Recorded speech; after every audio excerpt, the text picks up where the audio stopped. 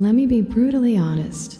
If you're over 40 and still believe your family will take care of you, you're living in a fantasy. Just look at what happened this month. A well-known author, once celebrated on talk shows and adored by readers, died alone in her apartment. 3 grown children. Not one showed up. This isn't an exception. It's becoming the rule. You clicked on this video because something in your life already feels off. Maybe your kids are drifting away. Maybe your parents are aging and it scares you. Maybe you're starting to wonder, will anyone still care when I have nothing left to offer? Schopenhauer didn't sugarcoat it. After 40, the only thing that can truly protect you isn't love, or loyalty, or blood. It's cold, uncomfortable philosophical clarity. Stay with me, because the lies you've been fed about family, legacy, and support, we're about to tear them apart. Now close your eyes and listen to me carefully. Chapter 1. The Family Illusion. What if the person you're counting on the most never even thought of catching you when you fall? She sits alone at the window, watching her phone's screen flicker. No messages, no calls, just silence. And yet she raised them, fed them, loved them, gave up years of sleep, sanity, and self for children who now call once a month, maybe. Have you ever wondered why we so deeply believe that our family will always be there for us? Is it biology, tradition, or is it just a beautiful illusion we tell ourselves because the truth feels unbearable? Arthur Schopenhauer once wrote, "Almost all of our sorrows spring out of our relations with other people." And perhaps nowhere is that sorrow more tender, more disorienting, than when it comes from the people we once called our entire world. We grow up inside a myth that blood is thicker than water, that love from family is unconditional. But as time passes, reality whispers a harder truth.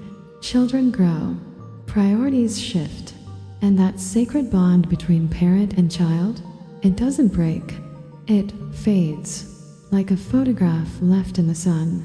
Psychologists call it emotional decentering. As adult children form their own identities, their emotional focus moves away from their parents and toward their partners, careers, and children of their own. And the parent, once the sun around which everything revolved, is now just a distant star. It happens slowly. At first, the conversations get shorter. Then the visits become rare.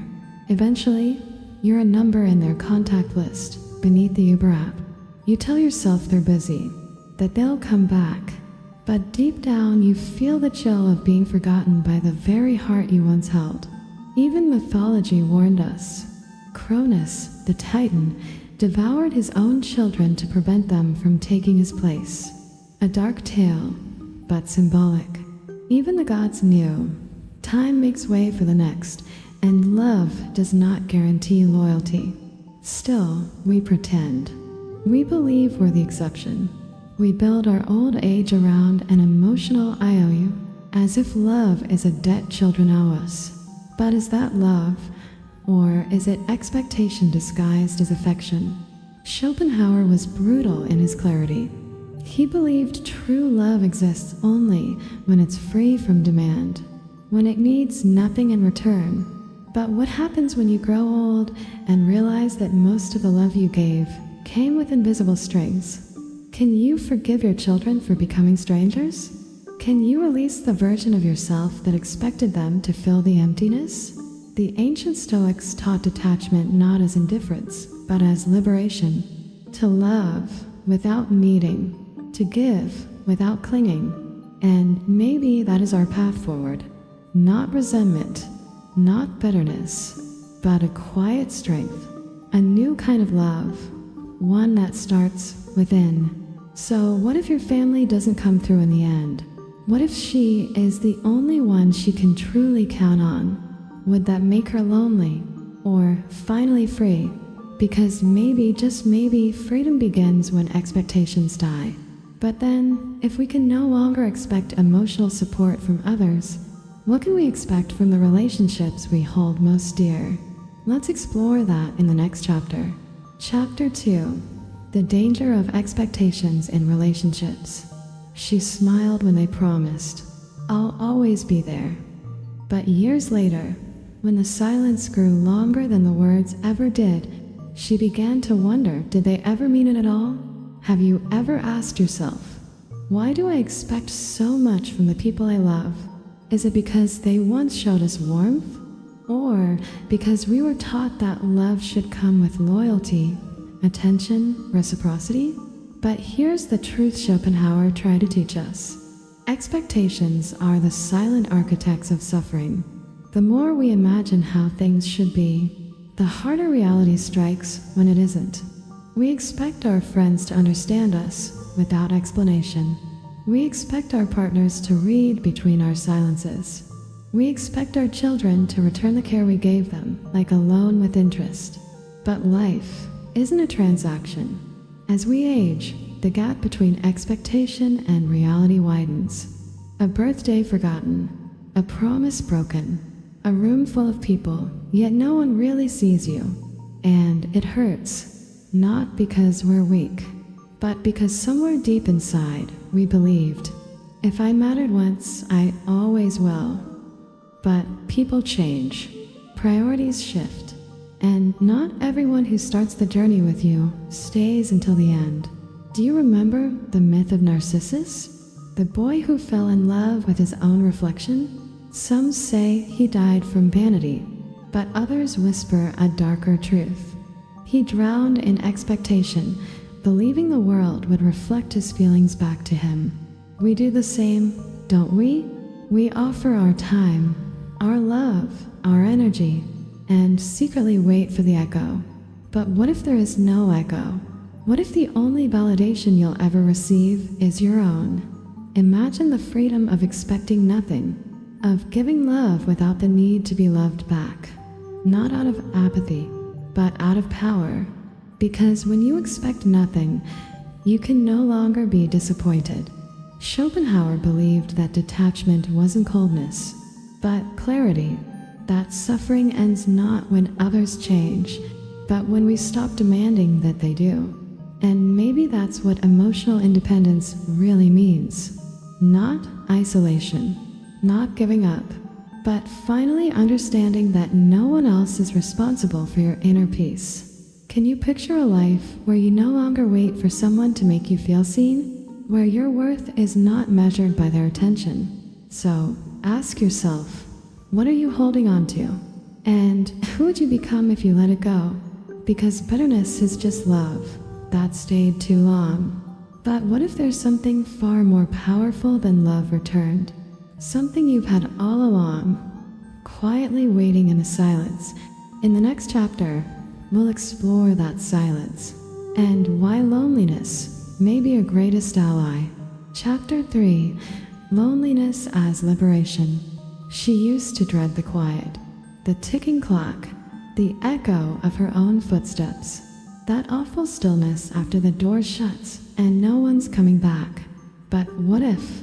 What if loneliness isn't the enemy? What if it's a teacher in disguise? Have you ever stopped and asked, is being alone the same as being abandoned? Society tells us that loneliness is something to fix. Self-help books, podcasts, dating apps, all shouting the same message. You're not enough on your own. But Schopenhauer didn't think that way. He believed solitude was a privilege, a rare state where the mind is no longer distracted by the noise of others, where clarity blooms in silence. Think about it. Every time we fear being alone, aren't we really fearing ourselves? Our thoughts? Our memories? The truths we've buried beneath busyness? There's a difference between loneliness and solitude. Loneliness is a prison. Solitude is a sanctuary. A Carl Jung once wrote, loneliness does not come from having no people around, but from being unable to communicate the things that matter most. Isn't that what hurts the most?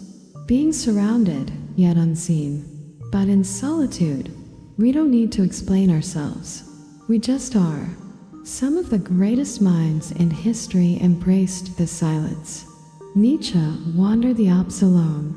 Emily Dickinson barely left a room. Even Buddha found enlightenment under a tree in stillness. They weren't running from the world.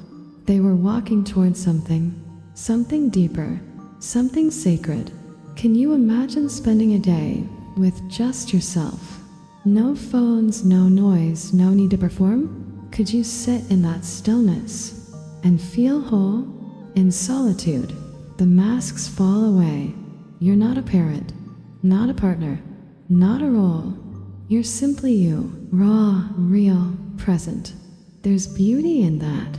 Modern life pushes us toward connection, but too much connection drowns the self. We begin to mirror others so much that we forget what we actually think, feel, want. So maybe loneliness isn't a curse. Maybe it's the doorway back to yourself. Because here's the secret. The more you need others to complete you, the easier it is to lose yourself when they leave.